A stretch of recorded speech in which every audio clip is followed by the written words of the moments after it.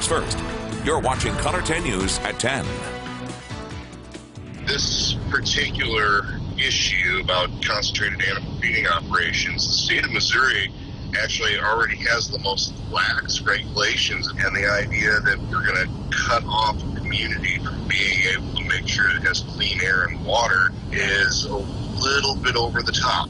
And tonight, new at 10, an agricultural bill recently signed into law is heating up debate now on farming regulations. Governor Mike Parson approved a Senate Bill 391 in late May. It changes some agricultural rules to be statewide instead of allowing smaller jurisdictions like counties to make their own decisions. Yeah, one of the biggest issues surrounding this bill is regulations on concentrated animal feeding operations, also known as CAFO.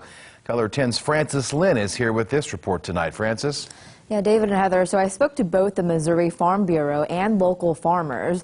One side says the new change is more fair and uniform. The other says it's a big ag takeover, which could hurt the environment. Concentrated animal feeding operations, or CAFOs as they're known, are usually larger farms where there are a lot of animals in a small area. Those animals are fed usually grain, hay, or sometimes leftover food products that people don't eat. Blake Hurst, president of the Missouri Farm Bureau, supports this bill. To make sure that every county in the state has the same regulations for animal agriculture. And that's important. It'd be like having a different time zone in every county or a different speed limit in every county on the major roads.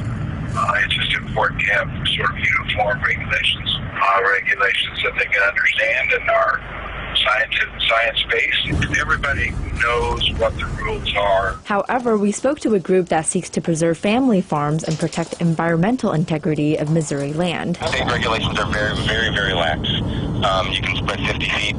You can spread CAFO waste 50 feet from somebody's property line, and the setbacks from the CAFO production areas and people's homes in populated areas are minimal to non-existent. Corporate agriculture does not like local people being able to protect their property rights. Their motto is, if you don't like it, you can move. So in response, they are trying to get rid of local control and the ability of local people to protect themselves. Farm owner Leslie Millian agrees. Like if Webster County out here has stricter guidelines for confined animal feeding operations, I think I don't think that the state should come in and say, no, you can't have regulations stricter than ours. I also spoke to St. Anne, Missouri State Representative Doug Clemens. He's also against the bill. I honestly believe that the local government is right up close, knows what's going on in its neighborhood, and can make the best decisions when it comes to regulation and law regarding their area. The Missouri Farm Bureau says even if you don't like the change, local county commissioners can adopt CAFO health ordinances if they want to. When Governor Parson, who was a farmer, signed the bill into law on May 31st, here's what he said, quote, "It's a big win for Missouri farmers, ranchers, and agriculture businesses. We've now opened the doors that will allow Missouri to lead the way in meeting a growing world food demand and ensure we keep more agriculture production in our state, strengthening Missouri's #1 industry." All right, Francis Lynn tonight at 10. Thanks for that report.